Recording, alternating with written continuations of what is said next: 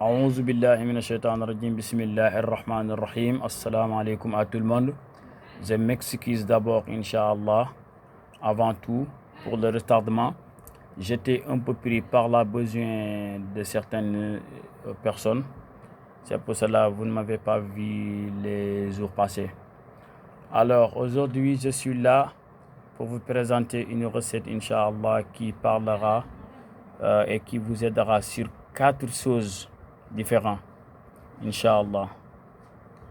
Alors, cette recette-là a pour but de vous rendre célèbre comme on l'évoque dans cette secret. Wa alqaytu alayka mahabbatan minni 66 fois.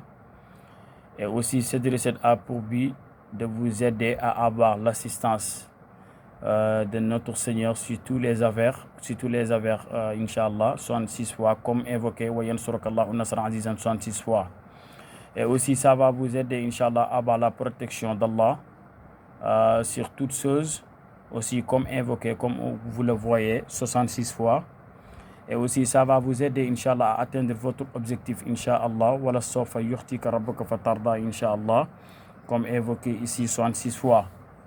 Alors, pour faire cette recette, comme je vous le montre, il faut écrire Bismillahir Rahmanir Rahim wa sallallahu ala sayyidina malana Muhammad Rasulullah. J'ai oublié de l'écrire. Et après, vous allez écrire wa alqaytu alayka mahabbatin minni 66 fois. Et après, vous allez écrire wa yansurakallahu nasran azizan 66 fois. Et après, wallahu yahsimuka minan nas 66 fois. Et après, wala sawfa yu'tika rabbuka fatarda 66 fois. Alors, après avoir fait cela, Inch'Allah Rabbi Ta'ala, yu'tika, j'ai commis une faute. C'est comme ça, yu'tika. Wala sawfa yu'tika rabbuka fatarda, Inch'Allah 66 fois. Et après avoir fait cela, Inch'Allah Rabbi Ta'ala, vous allez chercher un récipient contenant d'eau qui peut vous laver pendant 11 jours. Et après, Inch'Allah, vous mettez tous les écritures dedans. Et vous allez chercher, Inch'Allah Rabbi Ta'ala, la poudre qu'on appelle timin. Et vous les mettez dedans. Et après avoir mis cela dedans, Inch'Allah, vous allez chercher ces 3 différents types de sol. Inch'Allah, le sol de la mosquée et le sol du marché et aussi le sol des fournis, ce qu'on appelle Korondong. Et après, vous le mettez dedans, Inch'Allah. Et après, vous cherchez aussi 7 parfums d'odeurs différents. Et vous mettez dedans, Inch'Allah, Rabbi Ta'ala, et vous allez laver cela 11 jours, Inch'Allah. Je vous promets que vous aurez, Inch'Allah, Rabbi Ta'ala, de tout ce que vous voulez comme richesse. Et non seulement vous serez être riche, mais Inch'Allah, Rabbi Ta'ala, vous serez être protégé, Inch'Allah, par notre Seigneur, Inch'Allah, Rabbi Ta'ala. C'est garanti, il faut le faire et vous allez voir, Inch'Allah, Rabbi Ta'ala, tout ce qu'on vous a promis. Alors, je ne suis pas fort en français, c'est pour cela que je ne peux pas prendre tout mon temps pour expliquer l'existence de ces versets wa alqaytu alayka mahabbatin minni et wa yansurukallahu nasran azizan wala yahsimuka nas wala sawfa yu'tika rabbuka fatarda. J'ai pas bien compris le français, c'est pour cela il m'est difficile d'expliquer clairement, de vous dire, Inch'Allah, les choses qui se cachent derrière ces versets, comme je le fais en Wolof. Mais si ce n'était pas cela, je vais vous expliquer un à un, Inch'Allah Rabbi, l'existence de ces versets, Inch'Allah Rabbi, et aussi, Inch'Allah Rabbi, tout ce qu'ils couvrent.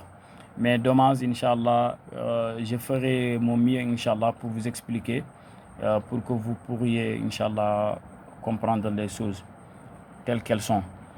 Assalamu alaikum wa rahmatullah. Je vais le faire en Wolof. Alors, tey dañuy jégalu bu baax dañ leen a indiloon secret boo xamante ni dafay dox ci maanaam dafay dox ci lépp loo xamante ne nii rek luy nit ki di sàkk ci àdduna la. ndaxte boo seetloo tey ji boo ko doon def da ngay fexe nga def bismillahi rahmaani rahim boo pare nga julli ci yonent bi sallallahu ala sayyidina walana Muhammad. boo paree nga daal di def maanaam bind lii wa alqaytu alayka mahabbatin minni wa alqaytu alayka mahabbatin minni 66 fois ngay bind.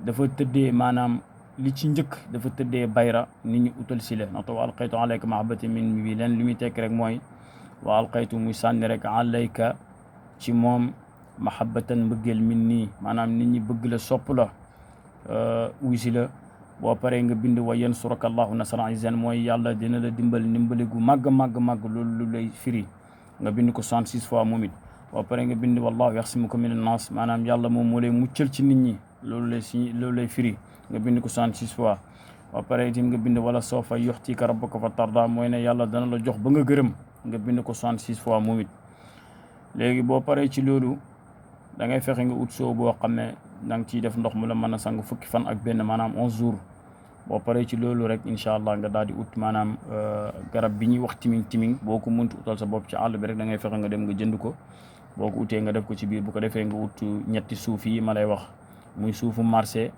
suufu juma ak suufu xorondong incha allah boo ko utee nga def ko ci biir boo paree nag nga ut maanaam laj koloñ yi juróom-ñaari laj koloñ yoo xamante ne nii bokkuñ xet bu ko defee nga def ko ci rek nga di ko sangu incha allahu taala ba mu mat fukki fan ak benn incha allah nit ñi dinañ la ñëwal comme niñ ko waxee fii te bu soobee yàlla yonent bi dinañ la bëgg te yàlla dina la dimbale dina la jàppaleel boppam incha allah te yàlla dina la musal itim incha allahu taala te yàlla dana la jox ba nga gërëm loolu rek moom lañ indi laaye yooyu nga xamante ne nii maanaam ci doomi aadama bu nekk rek soxla na ko ci lañ ko liggéey incha allah ci àddada maanaam mystique boobu muy lasraar boobu képp ku bëgg daal jëlal nga jëriñu jox nañ la ci ndigal incha allahu taala am na ñu wax nag di ñu wax ne ndax du ngeen dugal maanaam li nga xamante ni moom mooy wàllu noot du ma ne duñ ko fi dugal waaye itam bu fekkee dinañ ko dugal it duñu wane lépp waaw nota noot nit dafa nekk loo xamante ni